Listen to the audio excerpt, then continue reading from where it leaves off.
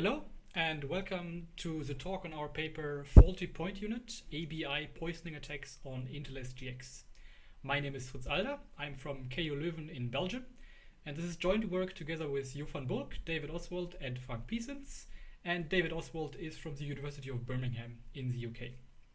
Now, Intel SGX, which is short for Software Guard Extensions, is a trusted execution environment that has been available on Intel processors for around 5 years. And before I go into the details of our attack and how they affect Intel SGX, I want to give you an intuition of trusted execution environments and what they provide. So the promise of trusted execution environments is basically this. A castle, or in Intel SGX so-called Enclave, is inside the processor that protects code and data from the untrusted surrounding world. And any interaction that has to be done with this enclave and with the trusted application inside this enclave has to be done through some gates. And as we all know, gates are something that has to be protected, because as high as you want to design your walls, if you have a gate, it is very easy to get access through this gate to whatever resides in the enclave or inside the castle. So how does it look like in the processor?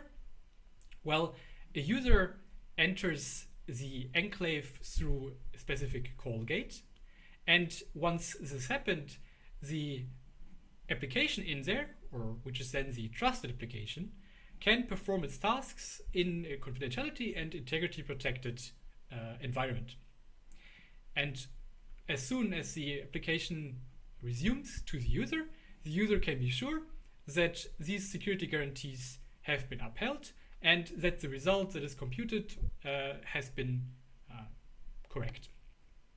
But what happens when an attacker enters the enclave through the same call gate?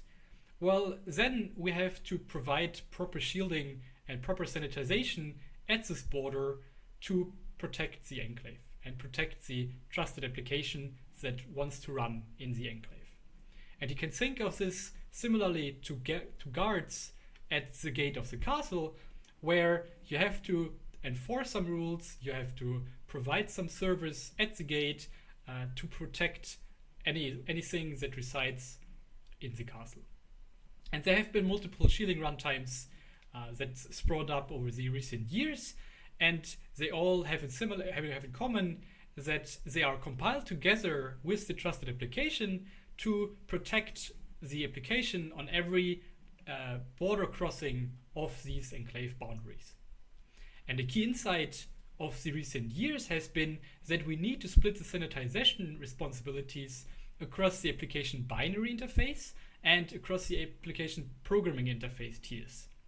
And the API tier is responsible for higher level programming language interfaces and has been rather understood, or rather well understood, in the recent years.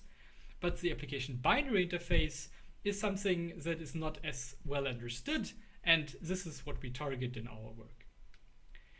And before I go into our attack, I have to give some insight on the floating point unit and on how floating points are processed inside the processor. Now, floating points are very complex and have a lot of history, especially on x86. So the only thing important to know here is that there is a need for software to control how the FPU and how the floating point units are processing the numbers. So there is a need for software to provide some global settings that are even preserved across calls. So the compiler can have some guaranteed state as some global state given to across functions. And these control registers are then used for multiplications, for example, and in any use of the floating point unit.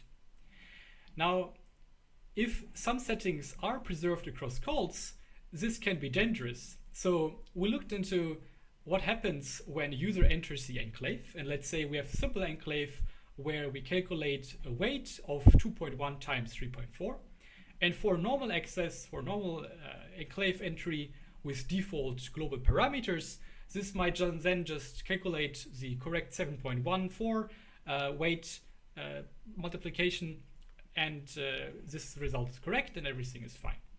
But when the attacker enters the same enclave with different global settings and with different corrupted precision and rounding mode to instruct the floating point unit with a different mode and with a different setting, then the enclave will actually not calculate 2.1 times 3.4 as 7.14, but will instead have a reduced precision of this number.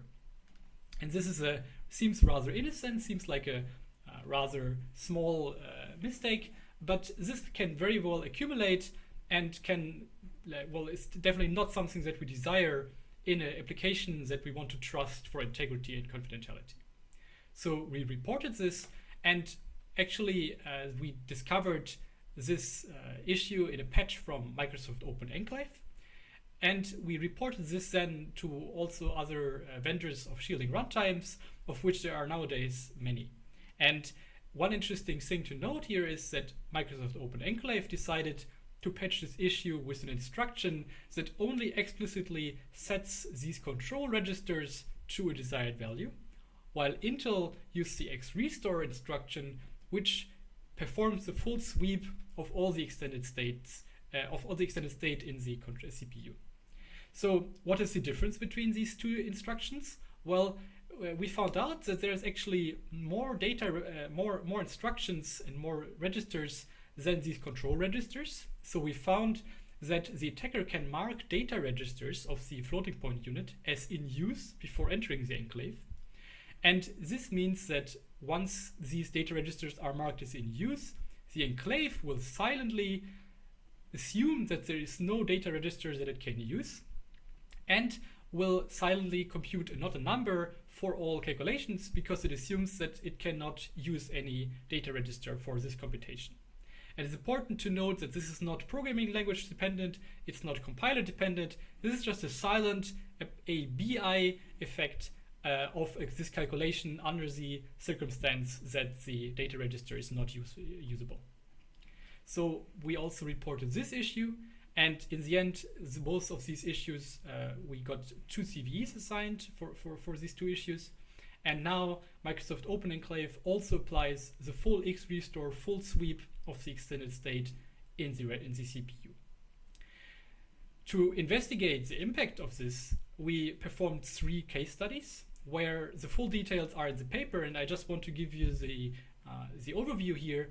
And the first case study is a simple application where we give some input into the enclave, and the enclave calculates some multiplication with this input and a secret. And we assume that this result is not returned back to the user in a form, but it's just used internally. So the user cannot deduce the result from the secret from the result. And once we enter as the attacker and we unmask the exceptions in the control register, so we enable the exceptions of overflow, for example, the attacker can actually provide a very large number and result in an overflow of this multiplication. And in addition to a signal handler, for example, where the attacker would then be notified of this overflow, we can perform a side channel attack. So we were able to perform binary search over the search space and with a deterministic number of steps, retrieve the secret with a rather consistent precision of 10 to the power of -6.